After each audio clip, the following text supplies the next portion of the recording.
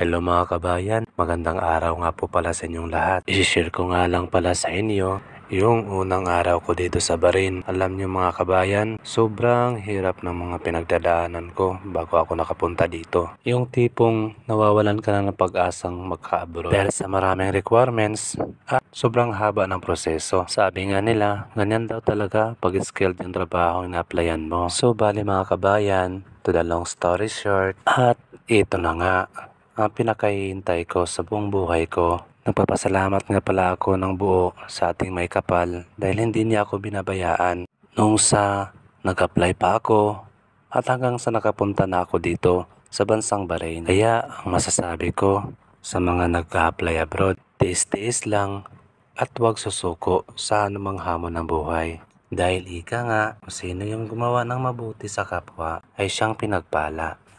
Maraming salamat nga po pala mga kabayan dahil sa walang sawa ninyong pagsuporta sa akin, lalong-lalo na sa mga videos ko.